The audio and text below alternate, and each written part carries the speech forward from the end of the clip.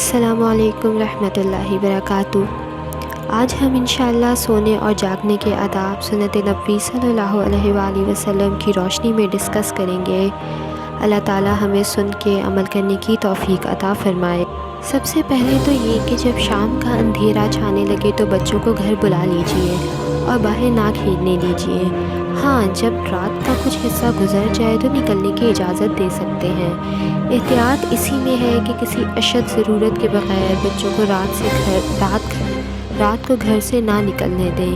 آپ صلی اللہ علیہ وآلہ وسلم کا ارشاد پاک ہے، جب شام ہو جائے تو چھوٹے بچوں کو گھر میں روکے رکھو، اس لیے کہ اس وقت شیاطین زمین میں پھیل جاتے ہیں۔ البتہ جب گھڑی بھر رات گزر جائے تو بچوں کو چھوڑ سکتے ہو۔ پھر یہ کہ جب شام ہو جائے تو یہ دعا پڑھیے۔ آپ صلی اللہ علیہ وآلہ وسلم کو یہی دعا پڑھنے کی تلقین فرمائی گئی اور آپ صلی اللہ علیہ وآلہ وسلم نے بھی صحابہ اکرام کو یہی دعا پڑھنے کی تلقین فرمائی۔ اللہم بکا امسینا و بکا اصبحنا و بکا نحیا و بکا نموت و الیک النشور۔ خدایا، ہم نے تیری ہی توفیق سے شام کی اور تیری ہی مدد سے صبح کی، تیری ہی عنایت سے جی رہے ہیں اور تیرے ہی اشارے پر مر جائیں گے اور انجام کار تیرے ہی پاس اٹھ کر حاضر ہوں گے۔ اسے ترمذی نے روایت فرمایا ہے۔ اور جب مغرب کی اذان ہو تو یہ دعا پڑھیے، اللہم ھذا اقبال لیلک و ادبار نہارک و اصوات دعاتک فاغفر لی۔ خدایا، یہ وقت ہے تیری رات کے آنے کا، تیرے دن کے جانے کا اور تیرے مؤذنوں کی پکار کا، بس تو میری مغفرت فرما دے، آمین۔ اس کے ساتھ پھر دوسرا پوائنٹ یہ کہ عشاء کی نماز پڑھنے سے پہلے سونے سے پرہیز کیجیے۔ اس طرح اکثر عشاء کی نماز خطرے میں پڑ جاتی ہے، اور کیا خبر کہ نیند کی اس موت کے بعد خدا جانے اللہ بندے کی جان واپس کرتا ہے یا پھر ہمیشہ کے لیے ہی لے لیتا ہے۔ آپ صلی اللہ علیہ وآلہ وسلم کا یہ معمول تھا کہ آپ صلی اللہ علیہ وآلہ وسلم کبھی عشاء سے پہلے نہیں سوتے تھے۔ رات ہوتے ہی گھر میں روشنی ضرور کر لیجئے۔ آپ صلی اللہ علیہ وآلہ وسلم ایسے گھر میں سونے سے پرہیز فرماتے تھے جس میں روشنی نہ کی گئی ہو۔ رات گئے تک جاگنے سے پرہیز کیجیے، شب میں جلدی سونے اور سحر میں جلدی اٹھنے کی عادت ڈالیے۔ آپ صلی اللہ علیہ وآلہ وسلم کا ارشاد پاک ہے، عشاء کی نماز کے بعد یا تو ذکر الہی کے لیے جاگا جا سکتا ہے یا گھر والوں سے ضرورت کی بات کرنے کے لیے جاگا جا سکتا ہے۔ پھر یہ کہ رات کو جاگنے اور دن میں نیند پوری کرنے سے پرہیز کیجیے۔ اللہ نے رات کو آرام و سکون کے لیے پیدا کیا ہے اور دن کو سو کر اٹھنے اور ضروریات کے لیے دوڑ دھوپ کرنے کا وقت قرار دیا ہے۔ سورہ فرقان میں اللہ تعالیٰ کا ارشاد پاک ہے، اور وہی خدا ہے جس نے رات کو تمہارے لیے پردہ پوش اور نیند کو راحت و سکون اور دن اٹھ کھڑے ہونے کو بنایا۔ اور سورہ نبا میں اللہ پاک کا ارشاد پاک ہے، اور ہم نے نیند کو تمہارے لیے سکون و آرام، رات کو پردہ پوش اور دن کو روزی کی دوڑ دھوپ کا وقت بنایا ہے۔ اور سورہ نمل میں اللہ پاک ارشاد فرماتے ہیں، کیا ان لوگوں نے یہ نہیں دیکھا کہ ہم نے تاریک رات بنائی کہ یہ اس میں آرام و سکون حاصل کریں، اور دن کو روشن بنایا کہ دوڑ دھوپ کریں؟ بلا شبہ اس میں مومنوں کے لیے سوچنے کے لیے بہت اشارات ہیں۔ رات کو تاریک اور سکون و آرام کا وقت بنانے اور دن کو دوڑ دھوپ اور محنت کے لیے روشن بنانے میں اشارہ یہ ہے کہ رات کو سونے کی پابندی کی جائے اور دن میں اپنی ضروریات کے لیے محنت اور کوشش کی جائے۔ دن کی روشنی میں اپنے معاش اور ضروریات کے لیے تن دہی سے سخت کوشش کے ساتھ لگے رہیں، یہاں تک کہ آپ کے اعضاء اور قوتیں تکان محسوس کرنے لگیں۔ اس وقت رات کی پرسکون اور پردہ پوش فضا میں سکون و راحت سے ہم آغوش ہو جائیں گے، اور دن طلوع ہوتے ہی پھر اللہ کا نام لیتے ہوئے تازہ دم میدان عمل میں اتر جائیں۔ جو لوگ آرام طلبی اور سستی کی وجہ سے دن میں خراٹے لیتے ہیں یا داد عیش لینے اور لہو و لعب میں مبتلا ہونے کے لیے رات بھر جاگتے ہیں، وہ قدرت کی حکمتوں کا خون کرتے ہیں اور اپنی صحت و زندگی کو بھی برباد کرتے ہیں۔ دن میں پہروں تک سونے والے اپنے دن کے فرائض میں بھی کوتاہی کرتے ہیں اور جسم و جان کو بھی آرام سے محروم رکھتے ہیں، اس لیے کہ دن کی نیند رات کا بدل نہیں بن سکتی۔ آپ صلی اللہ علیہ وآلہ وسلم نے تو اس کو بھی پسند نہیں فرمایا کہ آدمی رات بھر جاگ کر اللہ کی عبادت کرے اور خود کو ناقابل برداشت مشقت میں ڈالے۔ حضرت عبداللہ بن عمرو رضی اللہ عنہ سے ایک بار نبی کریم صلی اللہ علیہ وآلہ وسلم نے پوچھا، کیا یہ بات جو مجھ کو بتائی گئی ہے صحیح ہے کہ تم پابندی سے دن میں روزے رکھتے ہو اور رات بھر نمازیں پڑھتے ہو؟ حضرت عبداللہ رضی اللہ عنہ نے کہا، جی ہاں، بات تو صحیح ہے۔ آپ صلی اللہ علیہ وآلہ وسلم نے ارشاد فرمایا، نہیں، ایسا نہ کرو، کبھی روزہ رکھو اور کبھی کھاؤ پیو، اسی طرح سو بھی اور اٹھ کر نماز بھی پڑھو، کیونکہ تمہارے جسم کا بھی تم پر حق ہے، تمہاری آنکھ کا بھی تم پر حق ہے۔ اسے بخاری شریف نے روایت فرمایا ہے۔ فورتھ یہ کہ زیادہ آرام دہ بستر استعمال نہ کیا جائے۔ دنیا میں مومن کو آرام طلبی، سہل انگاری اور عیش پسندی سے پرہیز کرنا چاہیے۔ زندگانی مومن کے لیے جہاد ہے اور مومن کو جفاکش، سخت کوش اور محنتی ہونا چاہیے۔ حضرت عائشہ رضی اللہ عنہا کا بیان ہے کہ آپ صلی اللہ علیہ وآلہ وسلم کا بستر چمڑے کا تھا جس میں کھجور کی چھال بھری ہوئی تھی۔ اسے ترمذی نے روایت کیا ہے۔ حضرت حفصہ رضی اللہ عنہا سے کسی نے پوچھا کہ آپ کے یہاں نبی کریم صلی اللہ علیہ وآلہ وسلم کا بستر کیسا تھا؟ فرمایا کہ صرف ایک ٹاٹ تھا جس کو دوہرا کر کے ہم آپ صلی اللہ علیہ وآلہ وسلم کے نیچے بچھا دیا کرتے تھے۔ ایک روز مجھے خیال آیا کہ اگر اس کو چوہرا کر کے بچھا دیا جائے، مطلب 4 لیئرز میں بچھا دیا جائے تو ذرا زیادہ نرم ہو جائے گا، چنانچہ میں نے اس کو چوہرا کر کے بچھا دیا۔ صبح کو آپ صلی اللہ علیہ وآلہ وسلم نے دریافت کیا، رات میرے نیچے کیا چیز بچھائی گئی تھی؟ میں نے کہا وہی ٹاٹ کا بستر تھا، البتہ رات میں نے اس کو چوہرا کر کے بچھا دیا تھا کہ کچھ نرم ہو جائے۔ آپ صلی اللہ علیہ وآلہ وسلم نے فرمایا، اس کو دوہرا ہی رہنے دیا کرو، رات بستر کی نرمی تہجد کے لیے اٹھنے میں رکاوٹ بنی۔ اسے ترمذی نے روایت فرمایا ہے۔ حضرت عائشہ رضی اللہ عنہا فرماتی ہیں کہ ایک بار ایک انصاری خاتون آئیں اور انہوں نے نبی کریم صلی اللہ علیہ وآلہ وسلم کا بستر دیکھا۔ گھر جا کر اس خاتون نے ایک بستر تیار کیا، اس میں اون بھر کر خوب نرم و ملائم بنا دیا اور آپ صلی اللہ علیہ وآلہ وسلم کے لیے بھیجا۔ آپ صلی اللہ علیہ وآلہ وسلم جب گھر تشریف لائے اور وہ نرم بستر رکھا ہوا دیکھا تو فرمایا، یہ کیا ہے؟ میں نے عرض کیا، یا رسول اللہ صلی اللہ علیہ وآلہ وسلم، فلاں انصاری خاتون آئی تھیں اور آپ کا بستر دیکھ کر گئی تھیں، ابھی انہوں نے آپ صلی اللہ علیہ وآلہ وسلم کے لیے تیار کر کے بھیجا ہے۔ نبی اکرم صلی اللہ علیہ وآلہ وسلم نے فرمایا، نہیں، اس کو واپس کر دو، مجھے وہ بستر بہت ہی پسند تھا، اس لیے واپس کرنے کا جی نہیں چاہ رہا تھا، مگر نبی کریم صلی اللہ علیہ وآلہ وسلم نے اتنا اصرار فرمایا کہ مجھے واپس کرنا ہی پڑا۔ اسے ترمذی نے روایت کیا ہے۔ آپ صلی اللہ علیہ وآلہ وسلم ایک بار چٹائی پر سو رہے تھے، لیٹنے سے آپ صلی اللہ علیہ وآلہ وسلم کے جسم پر چٹائی کے نشانات پڑ گئے۔ حضرت عبداللہ بن مسعود رضی اللہ عنہ فرماتے ہیں کہ میں یہ دیکھ کر رونے لگا۔ نبی کریم صلی اللہ علیہ وآلہ وسلم نے مجھے روتے دیکھا تو فرمایا، کیوں رو رہے ہو؟ میں نے عرض کیا، یا رسول اللہ، یہ قیصر و کسریٰ تو ریشم اور مخمل کے گدوں پر سوئیں اور آپ بوریے پر۔ آپ صلی اللہ علیہ وآلہ وسلم نے ارشاد فرمایا، یہ رونے کی بات نہیں ہے، ان کے لیے دنیا ہے اور ہمارے لیے آخرت ہے۔ ایک بار آپ صلی اللہ علیہ وآلہ وسلم نے ارشاد فرمایا، میں عیش و آرام اور بے فکری کی زندگی کیسے گزار سکتا ہوں، جبکہ حال یہ ہے کہ اسرافیل منہ میں سور لیے، کان لگائے حکم بجا لانے کے لیے سر جھکائے انتظار کر رہے ہیں کہ کب سور پھونکنے کا حکم ہوتا ہے۔ اسے ترمذی نے روایت کیا ہے۔ آپ صلی اللہ علیہ وآلہ وسلم کا یہ اسوہ مطالبہ کرتا ہے کہ مومن اس دنیا میں مجاہدانہ زندگی گزارے اور عیش کوشی سے پرہیز فرمائے۔ 5 پوائنٹ یہ کہ سونے سے پہلے وضو کرنے کا بھی اہتمام کیجیے اور پاک صاف ہو کر سوئیے۔ اگر ہاتھوں میں چکنائی وغیرہ لگی ہو تو ہاتھوں کو خوب اچھی طرح دھو کر سوئیے۔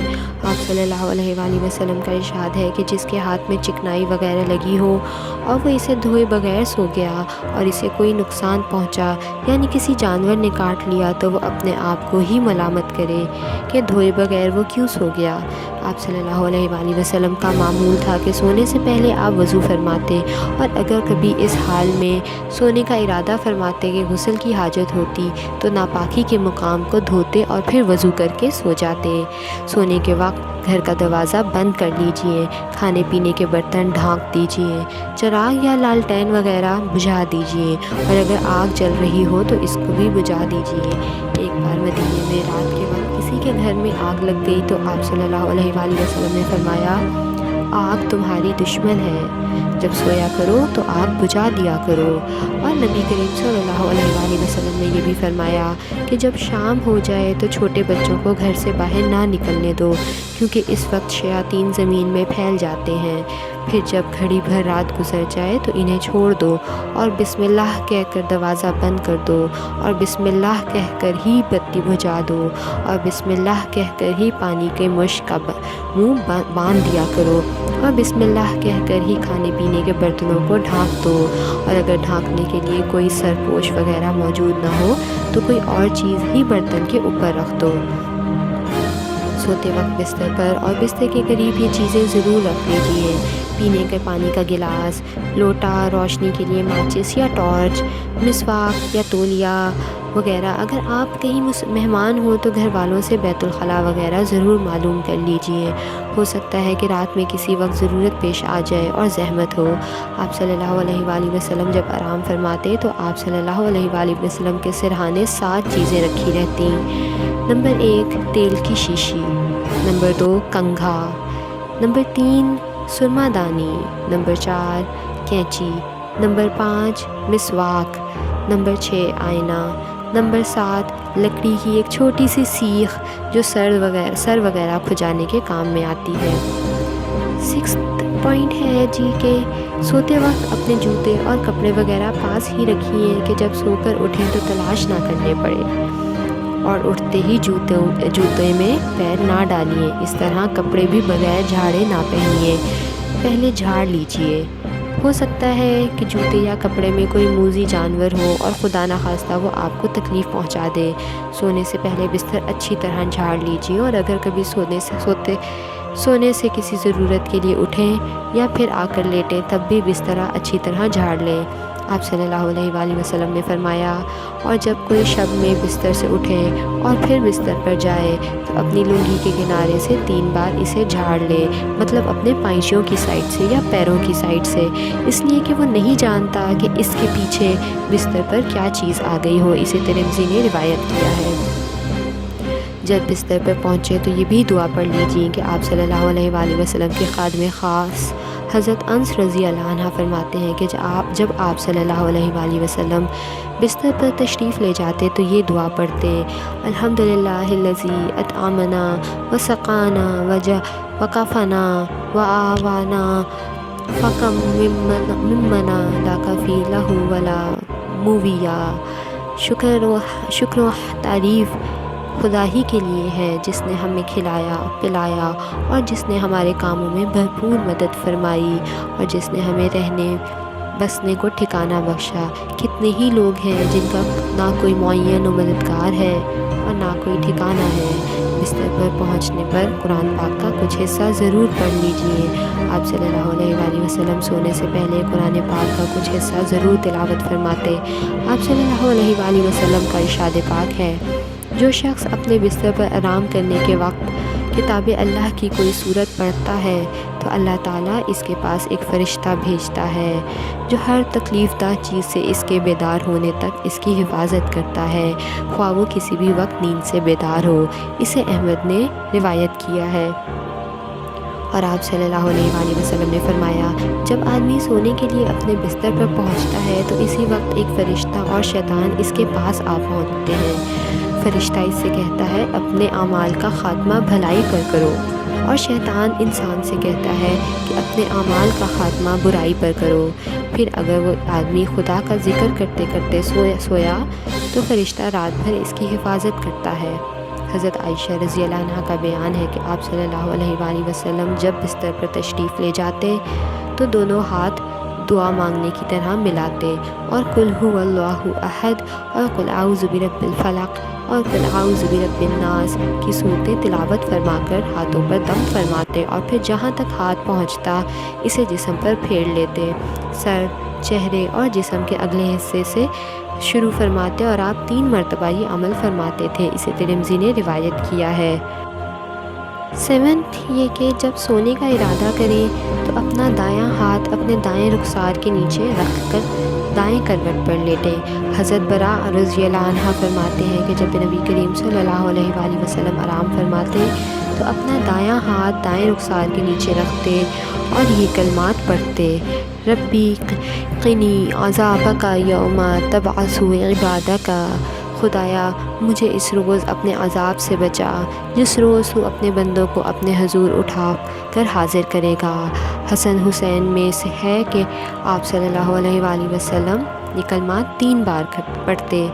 چٹ لیٹنے اور بائیں کروٹ پر سونے سے پرہیز کیجیے۔ چٹ لیٹنے کے مطلب ہے کہ سیدھا لیٹنے اور الٹی کروٹ سونے سے پرہیز کیجیے۔ حضرت نعیش رضی اللہ عنہ کے والد طفحہ الغفاری رضی اللہ عنہ فرماتے ہیں کہ میں مسجد میں پیٹ کے بل لیٹا ہوا تھا کہ کسی صاحب نے مجھے اپنے پاؤں سے ہلایا اور کہا اس طرح لیٹنے کو اللہ ناپسند فرماتا ہے۔ اب جو میں نے دیکھا تو وہ نبی کریم صلی اللہ علیہ وآلہ وسلم تھے۔ اسے داؤد نے روایت فرمایا ہے۔ سونے کے لیے ایسی جگہ کا انتخاب کیجیے جہاں تازہ ہوا پہنچتی ہو۔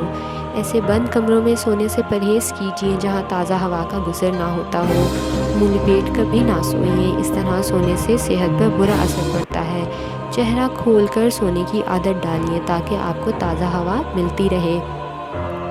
ایسی کھلی چھتوں پر سونے سے پرہیز کیجیے جہاں کوئی منڈیر یا کوئی جنگلہ وغیرہ نہ ہو، اور چھت سے اترتے وقت اہتمام کیجیے کہ زینے پر پاؤں رکھنے سے پہلے آپ روشنی کا انتظام کر لیں۔ بعض اوقات معمولی سی غلطی سے کافی تکلیف اٹھانا پڑتی ہے۔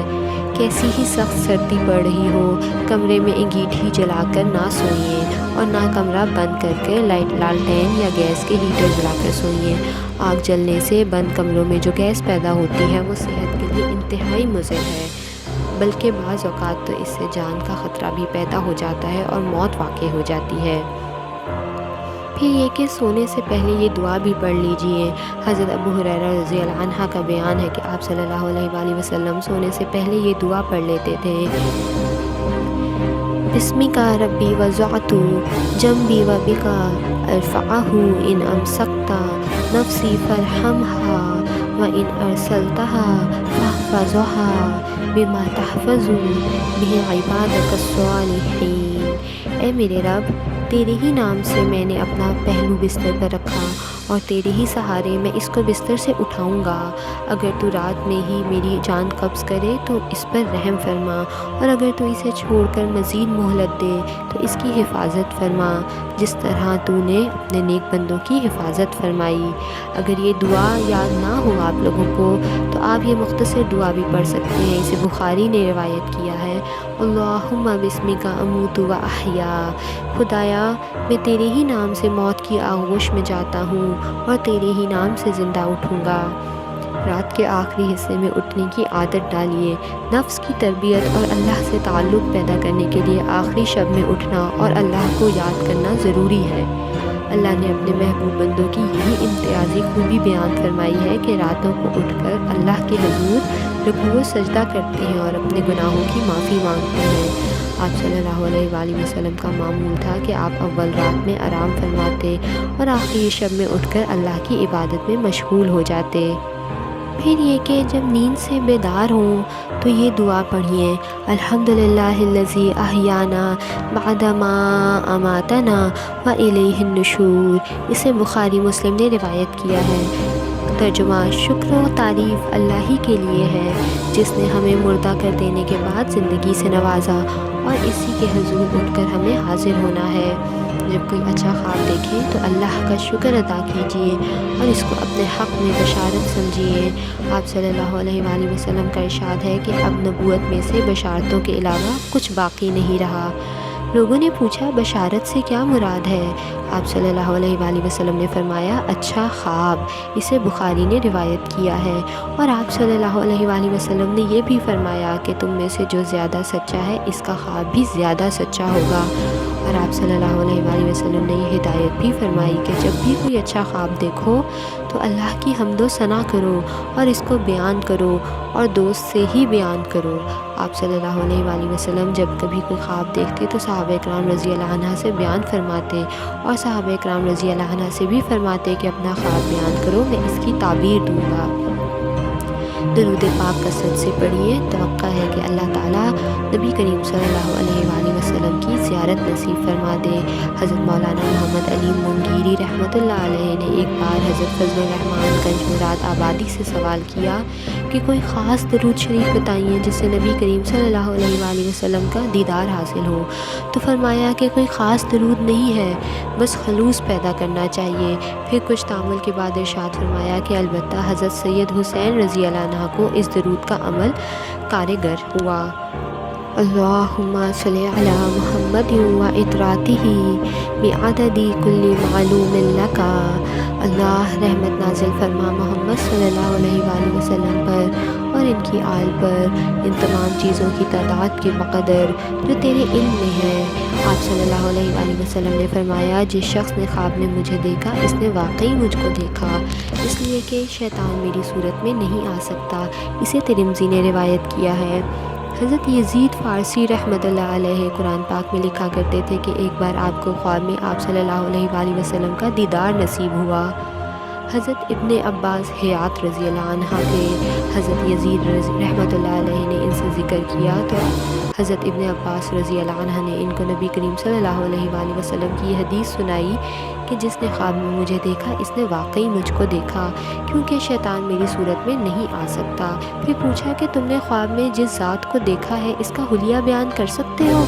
حضرت یزید رحمۃ اللہ علیہ نے کہا آپ صلی اللہ علیہ وآلہ وسلم کا بدن اور آپ صلی اللہ علیہ وآلہ وسلم کا قد و قدامت انتہائی متوازن تھا۔ آپ صلی اللہ علیہ وآلہ وسلم کا رنگ گندمی مائل بسفیدی تھا، آنکھیں سرمگی، ہنستا خوبصورت گول چہرہ، نہایت بھری ہوئی داڑھی جو پورے چہرے کا احاطہ کیے ہوئے تھی اور سینے پر پھیلی ہوئی تھی۔ حضرت ابن عباس رحمۃ اللہ رضی اللہ عنہ نے فرمایا اگر تم نبی کریم صلی اللہ علیہ وآلہ وسلم کو زندگی میں دیکھتے تب بھی اس سے زیادہ حلیہ نہ بیان کر سکتے۔ اس کا مطلب ہے یعنی تم نے جو حلیہ بیان کیا ہے وہ واقعی آپ صلی اللہ علیہ وآلہ وسلم ہی کا حلیہ تھا۔ مزید یہ کہ جب کبھی خدا نخواستہ کوئی ناپسندیدہ یا ڈراؤنا خواب دیکھیں تو ہرگز کسی سے بیان نہ کیجیے اور اس خواب کی برائی سے اللہ کی پناہ مانگیے۔ اللہ نے چاہا تو اس کے شر سے محفوظ رہیں گے۔ حضرت ابو سلمہ رضی اللہ عنہ فرماتے ہیں کہ میں ناگوار خوابوں کی وجہ سے اکثر بیمار پڑ جاتا تھا۔ ایک روز میں نے حضرت ابو قتادہ رضی اللہ عنہ سے شکایت کی تو آپ رضی اللہ عنہ نے مجھے نبی کریم صلی اللہ علیہ وآلہ وسلم کی یہ حدیث سنائی، اچھا خواب اللہ کی جانب سے ہوتا ہے اور تم میں سے کوئی اچھا خواب دیکھے تو اپنے مخلص دوست کے سوا کسی اور سے بیان نہ کرے، اور کوئی ناپسندیدہ خواب دیکھے تو قطعاً کسی کو نہ بتائے بلکہ جاگتے ہی اعوذ باللہ من الشیطان الرجیم پڑھ کر 3 مرتبہ بائیں جانب تھتکار دے اور کروٹ بدل لے تو وہ اس خواب کے شر سے محفوظ رہے گا۔ اپنے جی سے گھڑ کر جھوٹے خواب کبھی بھی بیان نہ کیجیے۔ حضرت عبداللہ بن عباس رضی اللہ عنہ کا بیان ہے کہ نبی کریم صلی اللہ علیہ وآلہ وسلم نے فرمایا جو خواب دیکھے بغیر اپنی طرف سے گھڑ کر بیان کرے اس کو یہ سزا دی جائے کہ جو کہ دانوں میں گرہ لگائے اور ایسا کبھی نہ کر سکے گا۔ اسے مسلم شریف نے روایت کیا ہے اور آپ صلی اللہ علیہ وآلہ وسلم نے فرمایا یہ بہت بڑا بہتان ہے کہ آدمی ایسی بات کہے جو اس کی آنکھوں نے نہیں دیکھی۔ اسے بخاری نے روایت کیا ہے۔ جب کبھی کوئی دوست اپنا خواب سنائے تو اس کی اچھی تعبیر دیجیے اور اس کے حق میں دعا کیجیے۔ ایک آدمی نے ایک بار نبی کریم صلی اللہ علیہ وآلہ وسلم سے اپنا خواب بیان کیا تو آپ صلی اللہ علیہ وآلہ وسلم نے فرمایا بہتر خواب دیکھا ہے اور بہتر تعبیر ہوگی۔ آپ صلی اللہ علیہ وآلہ وسلم عام طور پر فجر کی نماز کے بعد پالتی مار کر بیٹھ جاتے اور لوگوں سے فرماتے جس نے جو خواب دیکھا ہو بیان کرے، اور خواب سننے سے پہلے یہ الفاظ فرماتے خيرا تلقه وشرا توقه وخيرا لنا وشرا على أعدائنا والحمد لله رب العالمین۔ اس خواب کی بھلائی تمہیں نصیب ہو اور اس کی برائی سے تم محفوظ رہو، ہمارے حق میں خیر اور ہمارے دشمنوں کے لیے وبال ہو، اور حمد و شکر اللہ ہی کے لیے ہے جو تمام عالموں کا رب ہے۔ کبھی خواب میں ڈر جائیں یا کبھی پریشان کن خواب دیکھ کر پریشان ہو جائیں تو خوف و پریشانی دور کرنے کے لیے دعا پڑھیے اور اپنے ہوشیار بچوں کو بھی یہ دعا سکھائیے۔ حضرت عبداللہ بن عمرو بن عاص رضی اللہ عنہ کہتے ہیں کہ جب کوئی خواب میں ڈر جاتا یا پریشان ہو جاتا تو آپ صلی اللہ علیہ وآلہ وسلم اس کی پریشانی دور کرنے کے لیے تلقین فرماتے: اعوذ بکلمات اللہ التامۃ من غضبہ وعقابہ وشر عبادہ ومن ہمزات الشیطان وان یحضرون۔ میں اللہ ہی کے کلمات کاملہ کی پناہ مانگتا ہوں، اس کے غضب و غیظ سے اور غصے سے اور اس کی سزا سے، اس کے بندوں کی برائی سے، شیاطین کے وسوسوں سے اور اس بات سے کہ وہ میرے پاس آئیں۔ اسے ابو داؤد اور ترمذی نے روایت کیا ہے۔ اللہ تعالی ہم سب کو اسے سننے کی اور اس پر عمل کرنے کی توفیق عطا فرمائے۔ السلام علیکم رحمۃ اللہ وبرکاتہ۔